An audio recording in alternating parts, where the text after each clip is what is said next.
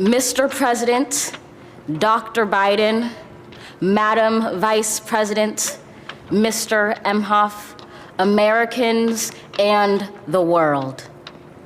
When day comes, we ask ourselves, where can we find light in this never-ending shade? The loss we carry, a sea we must wade. We've braved the belly of the beast. We've learned that quiet isn't always peace. In the norms and notions of what just isn't always just is.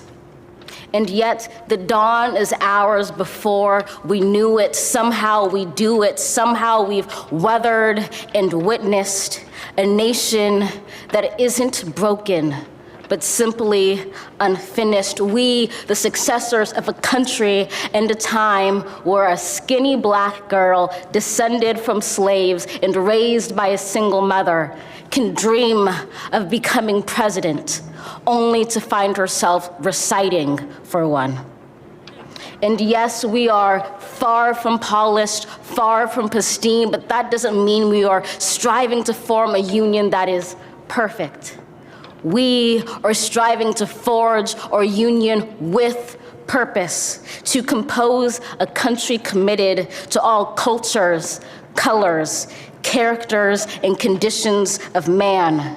And so we lift our gazes not to what stands between us, but what stands before us. We close the divide because we know to put our future first, we must first put our differences aside. We lay down our arms so we can reach out our arms to one another. We seek harm to none and harmony for all. Let the globe, if nothing else, say this is true. That even as we grieved, we grew, that even as we hurt, we hoped, that even as we tired, we tried, that we'll forever be tied together, victorious, not because we will never again know defeat, but because we will never again sow division. Scripture tells us to envision that everyone shall sit under their own vine and fig tree, and no one shall make them afraid.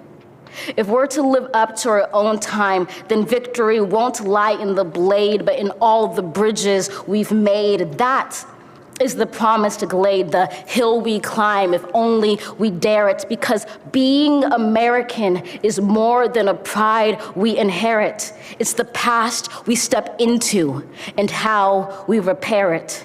We've seen a force that would shatter our nation rather than share it, would destroy our country if it meant delaying democracy. And this effort very nearly succeeded. But while democracy can be periodically delayed, it can never be permanently defeated.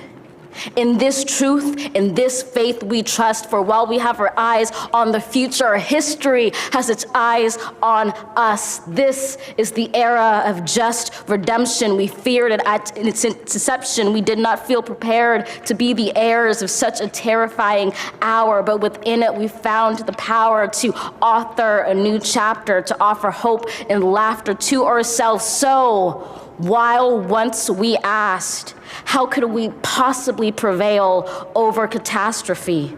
Now we assert, how could catastrophe possibly prevail over us?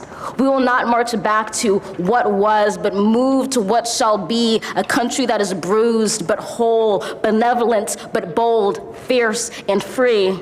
We will not be turned around or interrupted by intimidation, because we know our inaction and inertia will be the inheritance of the next generation. Our blunders become their burdens. But one thing is certain: if we merge mercy with might and might with right, then love becomes our legacy and change our children's birthright. So let us leave behind a country better than the one we were left. With every breath from my bronze-pounded chest, we will raise this wounded world into a wondrous one. We will rise from the gold-limbed hills of the West. We will rise from the windswept Northeast, where our forefathers first realized revolution. We will rise from the lake-rimmed cities of the Midwestern states. We will rise from the sun-baked South. We will rebuild, reconcile, and recover in every known nook of our nation, in every corner called our country. Our people, diverse and beautiful, will emerge battered and beautiful. When day comes, we step out of the shade, aflame and unafraid. The new dawn blooms as we free it. For there is always light, if only we're brave enough to see it, if only we're brave enough to be it.